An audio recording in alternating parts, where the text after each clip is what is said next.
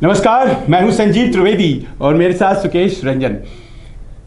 जब बिहार विभाजित नहीं हुआ था तो जो पटना में होता था उसका असर रांची में होता था, जो रांची में होता था जाहिर है उसका असर पटना में होता था। रांची को अभी भी बिहार की राजनीति में प्रासंगिक बनाए हुए हैं लालू प्रसाद यादव। आज बेल पर सुनवाई थी, सुनवाई फिर टल गई है और ऐसा कहा है उनके वकील ने कि उन्हें विश्वास है कि लालू जी को 9 अक्टूबर को वो बेल दिलवाने में सफल हो जाएंगे। अब देखना है कि लालू जी बिहार की राजनीति में वापस पदार्पण करते हैं या ना। मामला थोड़ा सुकेश टल गया है, लेकिन अब एनडीए खेमे में आ जाइए। 2 बड़े नेता पहुंच गए हैं जिन्हें निर्णय करना है कि एनडीए का आकार क्या होगा, सीटें कैसे बटेंगी। भारतीय जनता पार्टी के राष्ट्रीय अध्यक्ष जेपी नड्डा पटना पहुंच चुके हैं, देवेंद्र फडणवीस पटना पहुंच चुके हैं, भूपेंद्र यादव पटना में हैं, तमाम बड़े नेता पटना पहुंच चुके हैं और कल मुलाकात नीतीश जी से होनी है। जाहिर है सीटों पर हम आप सोच रहे होंगे कि बातें होंगी। सुकेश, क्या सीटों पर ही बातचीत होगी या बातचीत का दायरा कुछ और भी होगा? नहीं, प्राइमरीली सीटों पे बातचीत होगी। देखिए, एक बात तो अंडरलाइन हो गई है नड्डा और नीतीश कुमार की मुलाकात से कि ये 2 बड़े दल जो हैं वो इस गठबंधन में सबसे बड़े दल हैं और वो फिगर करते हैं, वो स्ट्रक्चर करेंगे चीज़ों को कि कैसे क्या होना है, ये तय है। पिछले कुछ दिनों से जो एलजेपी की तरफ से मीटिंग हुई, बयान आया, उसके बाद भी कोई बड़े नेता एलजेपी की तरफ से, एनडीए में अभी 3 दल हैं, मांझी को नीतीश कुमार ने अपनी तरफ से उनको शामिल करा लिया है। कल की बैठक में रामविलास पासवान या चिराग पासवान नहीं है। ये बैठक कहा जा रहा है औपचारिक है क्योंकि नड्डा वहाँ गए हैं, नड्डा पार्टी के अध्यक्ष हैं, उन दोनों पार्टियों का गठबंधन है, नीतीश कुमार की नड्डा से मुलाकात होगी तो ये औपचारिक माना जा रहा है। लेकिन चुनावी वक्त में जब 2 पार्टी के अध्यक्ष मिलेंगे तो सीटों पे जाहिर तौर पे चर्चा होगी। अब ये चर्चा का दायरा क्या होगा, थोड़ा उस पर चर्चा कर लें। एक जानकारी जो दर्शकों को देना चाहता हूं, इस बैठक के पहले, जो ये बैठक होनी है उसके पहले जो दिल्ली में बीजेपी की तरफ से एक रूपरेखा तैयार हुई थी, जो कुछ बड़े नेता नाम न लिए जाने की शर्त पे बताते हैं कि इनिशियली ये अग्री किया गया था कि हमारे तरफ से ये कहा जा सकता है कि 110, 110 और 23। उस समय तक मांझी पिक्चर में नहीं थे। मांझी आज भी पिक्चर में नहीं है। कल की बैठक में क्या होता है, क्या उनको ऑफिशियली एनडीए का पार्टनर मान लिया जाता है? एक तो चर्चा ये भी होगी कि मांझी अगर लड़ेंगे तो एनडीए के पार्टनर तो होंगे। एक चर्चा इस पे भी होगी चूंकि मांझी को नीतीश कुमार लेकर आए हैं। तो इनिशियली फिर से बताऊं कि बीजेपी को लगता था कि 110, 110 और 23 सीटों पे हम पासवान को ऑफर करेंगे। तर्क यह था कि हम भी ज्यादा सीटों पे लड़े थे, लेकिन अब चूंकि एक बड़ा सहयोगी जिसके ज्यादा विधायक हैं वो हमारी पार्टी के साथ, उनका गठबंधन हो चुका है, हम सरकार चला रहे हैं, तो कुछ आपको सैक्रिफाइस करना होगा, कुछ हमें सैक्रिफाइस करना पड़ेगा। लेकिन कोई स्ट्रक्चर्ड बैठक अभी भी एलजेपी और बीजेपी की तरफ से नहीं हुई। ये पहली बैठक इन पर्सन 2 बड़े नेताओं की हो रही है। उसके बाद इस बात पे कुछ कयास लगाना संभव होगा कि बातचीत हुई तो उससे क्या निकल कर आया। दूसरा एक तर्क यह दिया जा रहा था कि बराबर बराबर की सीटें बांट लें और आप एलजेपी को अपनी तरफ से दे दें, हम मांझी को अपनी तरफ से दे दें। लेकिन ज्यादा जो चर्चा बीजेपी के अंदर हुई, वो जो मैं पहली बात कह रहा हूं, 110, 110, 23, क्या गाड़ी वहीं रुकती है या जो दबाव बनाया है पासवान की पार्टी ने, वो 42 सीटों पर लड़े थे। कोई भी पार्टी अपना ग्राउंड छोड़ना नहीं चाहती है, लेकिन तर्क यह हो सकता है बीजेपी की तरफ से शायद कि 42 में आपका स्ट्राइक रेट बहुत कम था, आप 2 ही सीटें जीते थे। यह तर्क पासवान की तरफ से भी हो सकता है कि आप जितनी सीटों पे लड़े थे, आप कितने जीते थे, आपका भी स्ट्राइक रेट कम है। लेकिन आप कितने बार्गेनिंग पावर आपकी कितनी है, आप कितना बार्गेन कर सकते हैं, इस पर सब कुछ डिपेंड करेगा। बीजेपी को यह लगता है कि वो एक ट्रस्टेड अलाई है, हमारे पार्टनर हैं, हमारी सरकार में मंत्री हैं, तो शायद बात बिगड़ेगी नहीं। कल की बात के बाद थोड़ा इसमें और ये ट्रांसपेरेंट हो पाएगा कि आखिर बातचीत क्या हुई नीतीश कुमार और नड्डा में। जी, तो एलजेपी के बारे में बात करेंगे, लेकिन फिलहाल जैसा सुकेश बता रहे हैं, कल की बातचीत उसमें जनता दल यूनाइटेड के नेता और भारतीय जनता पार्टी के नेता रहेंगे। अब देखिए, एक बात तो करीब करीब स्पष्ट होने लग गई है, इस पर अब बहस की जरूरत नहीं है। चाहे दोनों फॉर्मूले जो सुकेश ने बताए उनमें 120 या 120, 110 या 110, यानी कि भारतीय जनता पार्टी और जनता दल यूनाइटेड दोनों बराबर की सीटें आपस में बांटेंगे, ये तो करीब करीब अब तय है। ऐसा नहीं है कि जनता दल यूनाइटेड बड़े भाई की भूमिका में रहेगी जैसे कि पहले हुआ करता था और छोटे भाई की भूमिका में भारतीय जनता पार्टी, ये बिना कहे हुए तय हो गया। अब क्या ये दबाव की जो राजनीति चली गई, लोक जनशक्ति पार्टी ने जो बगावत वाले तेवर दिखाए उसकी वजह से हुआ सुकेश, या फिर क्या हुआ कि ये जो ज्यादा सीट हम लड़ेंगे, आप कम सीट लड़ेंगे, इस सिलसिला को बड़े आसानी से बिना बहस के जेडीयू छोड़ती भी नजर आ रही है? हाँ, ऐसी जानकारी मिल रही है। शायद उसकी वजह ये हो सकती है कि बीजेपी का जो इंटरनल असेसमेंट है, ये जो मैंने आपको बताया 110, 110 और 23, ये चर्चा पुरानी है। ये खबर हम अभी बता रहे हैं, लेकिन ये चर्चा पुरानी है जिस समय एलजेपी ने अपना रुख वैसा दिखाना शुरू नहीं किया था। शायद उसके पीछे लॉजिक ये है, वजह ये है कि बीजेपी का अपना इंटरनल असेसमेंट ये बताता है कि नीतीश कुमार बहुत स्ट्रांग विकेट पे नहीं है। नीतीश कुमार के ग्राफ में भी गिरावट आई है। 15 साल की एंटी इनकम्बेंसी है। पहले नीतीश कुमार और लालू यादव का गठबंधन एक बड़ा मारक गठबंधन था, एक बड़ा पेनेट्रेटिव गठबंधन था, एक पूरा ऐसा कुनबा था जिसमें सारे पिछड़े उनके साथ चले गए थे, ऐसा उनका दावा था और जो वोटों में रिफ्लेक्ट भी कर रहा था। अब वैसी बात नहीं है। लालू यादव अपने वोट के साथ अब बाहर है और 15 साल, जो मैं बार बार कहता हूं, 15 साल एक बड़ा वक्त होता है। उसमें बहुत सारी एक्सपेक्टेशंस जो पूरी नहीं हो पाती वो प्ले में आता है। कोरोना का काल है, बाढ़ वहां पहले से है, बेरोजगारी एक बड़ा मुद्दा बन रहा है। तो इन चीज़ों को देखते हुए मुझे लगता है कि बीजेपी का अपना असेसमेंट ये है कि हम नीतीश कुमार को इस चीज़ के लिए राजी कर सकते हैं और नीतीश कुमार भी अपने काडर को शायद ये समझा पाने में कामयाब हो जाए कि हम पिछली बार 100 से 101 सीटों पर लड़े थे, हमारी टैली बढ़ी है। आज भी जब मैं आपसे बात कर रहा हूं, 2 कांग्रेस के विधायक, सिटिंग विधायक, उन्होंने जेडीयू ज्वाइन किया है। लेकिन अब जो भी ज्वाइनिंग हो रही है, मुझे लगता है कि या तो उन्हें अपने कोटे से अपने जो उस इलाके के विधायक होंगे उनका टिकट काट के कांग्रेस को देना होगा। लेकिन यह जानकारी मिल रही थी कि बहुत सारे लोग, जो उनके सोर्स है, कि जेडीयू ज्वाइन करना चाहते हैं, लेकिन हमारे पास अब उनके पास ऑफर देने के लिए कुछ नहीं है। तो यह तो तय हो गया है, ऐसा लगता है कि जेडीयू और बीजेपी बराबर बराबर सीटों पे लड़ेंगे। क्या पासवान बीजेपी से कुछ ज्यादा सीटें झटक पाते हैं? क्या 23 की संख्या क्या उनको कम लगती है? क्या जाहिर तौर पे कम होगी। 42 से 23 पे आते हैं तो आपके बहुत सारे जो विधायक होंगे, बहुत सारे जो कैंडिडेट, विधायक तो नहीं, विधायक तो 2 ही हैं, लेकिन बहुत सारे जो उनके क्षेत्र के विधायक होंगे, माफ कीजिएगा, जो उम्मीदवार होंगे, जो तैयारी कर रहे होंगे, उन्हें निराशा होगी। तो क्या उसके लिए पासवान कुछ बार्गेन कर पाएंगे? क्या वो अगली बैठक में तय होगा। लेकिन ये आप जरूर कह रहे हैं, जिसमें सत्यता नजर आती है, कि जो फॉर्मूला 2019 के लोकसभा चुनाव में था, लगता है कि वही फॉर्मूला यहां अप्लाई करेगा विधानसभा के चुनाव में भी।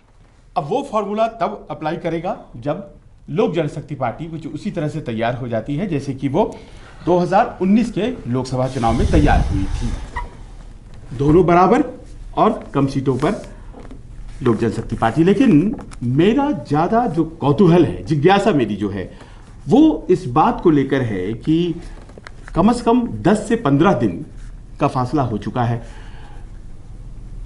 भारतीय जनता पार्टी की कोई प्रतिक्रिया अभी तक जीतन राम मांझी की एनडीए में एंट्री पर क्यों नहीं आई है? सवाल यह है कि आज नीतीश कुमार जब उन्हें लेकर एनडीए में आ गए हैं तो खुद एक मंच पर बैठकर उनका स्वागत क्यों नहीं कर पाए हैं? ऐसा क्यों है सुकेश कि जीतन राम मांझी को, वो पूर्व मुख्यमंत्री है, पहचान है उनकी, लेकिन ये बैकडोर एंट्री जैसा लग रहा है मुझे। ये क्यों ऐसा है? क्योंकि अगर उनका स्वागत होता एनडीए में तो भारतीय जनता पार्टी भी मौजूद होती, वो एक मंच होता और वो आते। अब वो तो अपने तरफ से खुलकर कह रहे हैं कि हम जी आ चुके हैं, हम एनडीए में घुस चुके हैं और हम साथ लड़ेंगे चुनाव, और अपने प्रतिद्वंदियों को वो भला बुरा कह भी रहे हैं और इसमें वो एलजेपी को भी प्रतिद्वंदी ही मान रहे हैं। लेकिन उनके लिए बोलने वाला ना जेडीयू की तरफ से कोई सामने आ रहा है, उनको वो मंच भी नहीं दे रहा है। क्या भारतीय जनता पार्टी को बिना पूछे जनता दल यूनाइटेड ने एनडीए में कोशिश की है मांझी की एंट्री की? मुझे लगता नहीं है, इसलिए मैंने अपने शुरुआती कमेंट में ही कहा कि कल जब ये चर्चा होगी नीतीश कुमार और नड्डा के बीच, तो इस बात पे भी चर्चा होगी कि कोई एक दल जिसको नीतीश कुमार ने ग्रीन सिग्नल दे दिया है, वो क्या एनडीए के बिना पार्ट हुए नीतीश कुमार के साथ हैं क्या? ऐसा नहीं हो सकता, ये प्रैक्टिकली पॉसिबल नहीं लगता है। ऐसे में जबकि उन्होंने अपनी पार्टी का जेडीयू में विलय नहीं किया है, वो एक इंडिपेंडेंट आइडेंटिटी बना के रखना चाहते हैं, तो ऐसे में उनको ये बताना पड़ेगा कि हम जो है वो वापस से एनडीए का हिस्सा है। 2015 में वो एनडीए का हिस्सा था, उस समय तो वो बड़े कैच थे, प्रधानमंत्री की रैलियों में बहुत मुखर तौर पे उनको दिखाया गया, प्रधानमंत्री ने उनके हवाले से ही नीतीश कुमार पे हमला भी किया था। मुझे लगता नहीं है कि उनके आने से इनको लाया गया था नीतीश कुमार की तरफ से शायद चेकमेट करने के लिए पासवान को, लेकिन उनको अब एनडीए के फोल्ड में लाना पड़ेगा और कल इस बात पे मुझे लगता है मुहर लग जानी चाहिए। आपने कहा कि एक अपीयरेंस होना चाहिए था कि अब मांझी भी आ गए हैं, पूर्व मुख्यमंत्री हैं, एक दलित के चेहरा वो भी हैं, महादलित के तौर पे उनको आगे बढ़ाया गया था। नीतीश कुमार ने भी दलित के तौर पे उनको मुख्यमंत्री की गद्दी सौंप दी जब वो चुनाव हार गए थे 2014 का। तो क्या वो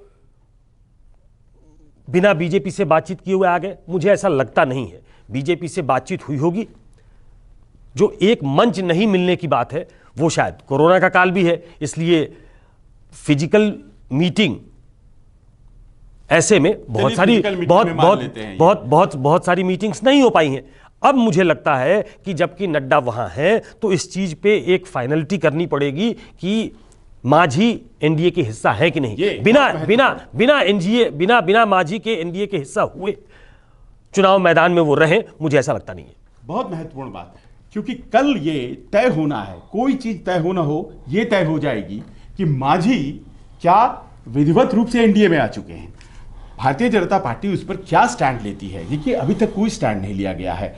ठीक है, मंच नहीं दिया जा सकता है, लेकिन उनके लिए बयान तो दिया जा सकता था, एक ट्वीट तो किया ही जा सकता था, लेकिन ऐसा कुछ भी नहीं किया भारतीय जनता पार्टी ने। अब जब भारतीय जनता पार्टी के राष्ट्रीय अध्यक्ष वहां मौजूद हैं, इलेक्शन के इंचार्ज वहां मौजूद हैं, तमाम बड़े नेता जिन्हें चुनाव कराना है भारतीय जनता पार्टी के, वो वहां मौजूद है, तो जाहिर है मांझी पर तो कॉल लेना पड़ेगा।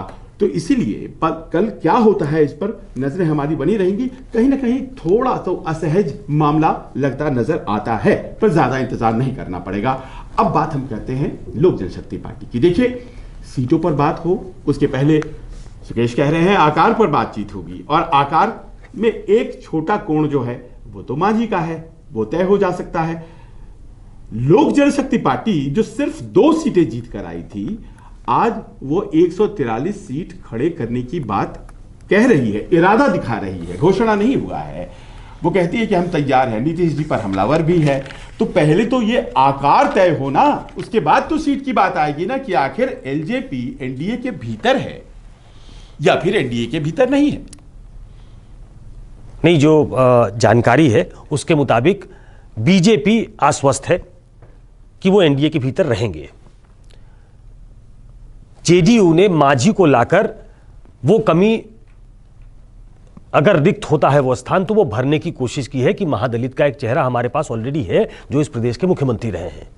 ये एक स्मार्ट मूव बीजेपी की तरफ से हो सकता है कि अगर एलजेपी हमारे बारे में, उनका ओपिनियन 15 साल के बारे में, नीतीश कुमार के बारे में, कॉमन मिनिमम प्रोग्राम बनाए जाने के बारे में, अगर वो तमाम चीज़ों पे हम पे हमलावर है, तो हम एक ऐसे व्यक्ति को खड़ा करेंगे जिसके बारे में बीजेपी भूरी भूरी उनकी प्रशंसा कर चुकी है, तो उन्हें लेने में कोई दिक्कत नहीं है। तो उन्होंने काट के तौर पे मांझी को खड़ा कर दिया। ऐसे में पासवान के पास 2 रास्ते बचते हैं।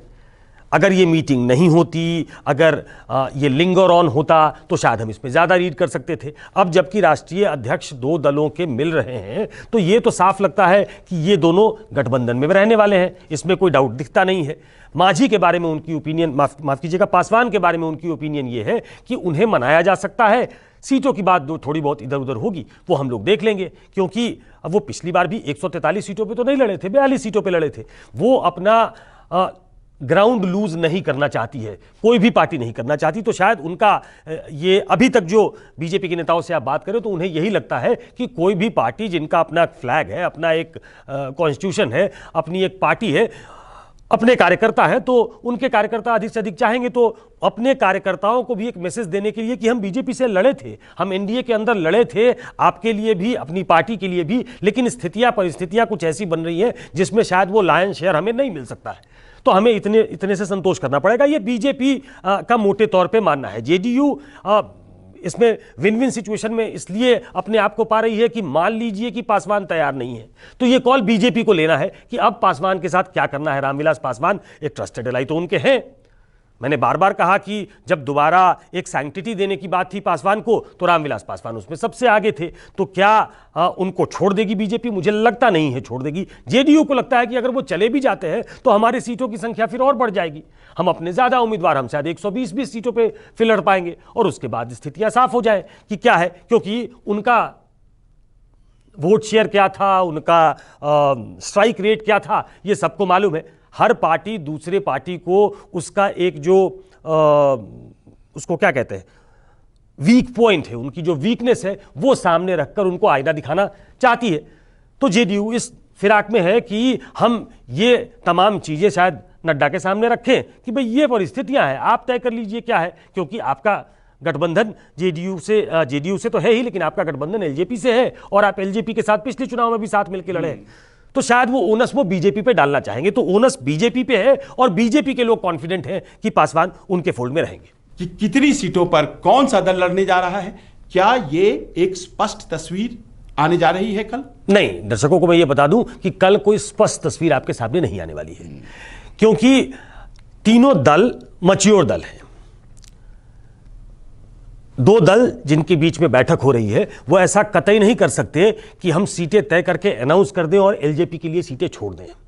जब भी ये अनाउंसमेंट होगी तो एक साझा प्रेस कॉन्फ्रेंस होगा और उसमें बताया जाएगा कि हम इतने सीटों पे लड़ने के लिए तैयार हुए हैं। कोई भी जो स्ट्रक्चर्ड पॉलिटिकल पार्टी होती है, आप याद करिए पिछली बार भी ऐसा ही हुआ था। याद करिए कि आरजेडी, जेडीयू, कांग्रेस, ये तीनों साथ बैठे थे और तीनों के बड़े नेता साथ बैठे थे और उन्होंने अनाउंस किया था कि हम इतनी सीटों पर लड़ने वाले हैं। जिस दिन आपने ये नहीं किया तो ये साफ तौर पे संदेश जाएगा कि एका नहीं है, और ये खतरा एक इनकम्बेंट गवर्नमेंट जो चैलेंजर की भूमिका में नहीं है, मैं बार बार कहता हूं, जो डिफेंडर की भूमिका में है। प्रधानमंत्री का रोल भी इस बार टफ होने वाला है। मैं कल भी कह रहा था कि वो डिफेंड करने जाने वाले हैं अपनी सरकार को, वो चैलेंज करने नहीं जा रहे हैं पिछली बार की तरह। तो एक गठबंधन जो अपनी सरकार को डिफेंड करते हुए चौथी बार के लिए मैंडेट मांगने जा रहा है, उसे अपने आप में सशक्त दिखना होगा। उसे दिखाना पड़ेगा कि हमारी जो एकता है वो चट्टानी एकता है, भले न हो लेकिन दिखाने के लिए। ऑप्टिक्स राजनीति में बहुत महत्वपूर्ण स्थान उसका होता है। तो इसलिए कम से कम कल एक बेसिक लेवल की बातचीत होगी, अंदर सीटों की बातचीत भी होगी, लेकिन वो आपके सामने नहीं आ पाएगी, दर्शकों के सामने हम लाने की कोशिश करेंगे कि आखिर बातचीत क्या हुई, लेकिन आप कोई घोषणा होता हुआ कल नहीं देखेंगे जब तक पासवान की पार्टी के साथ भी बैठकर चर्चा नहीं हो जाती है। और मुझे लगता है कि मांझी भी एनडीए के फोल्ड में होंगे, तो चारों दल एक साथ बैठें, तय कर ले और एक साथ घोषणा हो जाए कि हम इतनी सीटों पर चुनाव लड़ने वाले। यानी कि इंतजार बहुत कुछ है, पर कल बॉडी लैंग्वेज क्या कहता है, हाव भाव क्या कहता है, वो तमाम बातें आपको हम बता देंगे, क्योंकि कल से सिलसिला शुरू हो जाएगा। महागठबंधन में तो अब लालू जी का इंतजार और बढ़ गया है, तो वहां तो थोड़ी देरी हो सकती है। कल शनिवार है, कल जो तस्वीर उभरेगी वो आपको बताएंगे, लेकिन उसके बाद सोमवार से संसद का सत्र है और संसद के सत्र में इस तरह की बातें जरा कम होती हैं, क्योंकि ध्यान दल का जो होता है वो संसद की तरफ होता है और वो इस महीने के आखिर तक चलेगा। तो कल की बात बहुत निर्णायक है, क्योंकि उसी पर जो दूसरे नेता हैं जो थोड़े कम सीनियर हैं वो बात को आगे बढ़ाएंगे। यानी कि फाइनल फैसला कहीं ऐसा तो नहीं है कि अक्टूबर के फर्स्ट वीक में जा रहा है या फिर उसके पहले हो जाता है, ये भी देखेंगे। आज बस इतना ही, हमें दीजिए इजाजत। अपना प्रेम, अपना सहयोग, स्नेह जरूर बरकरार रखिए। नमस्कार।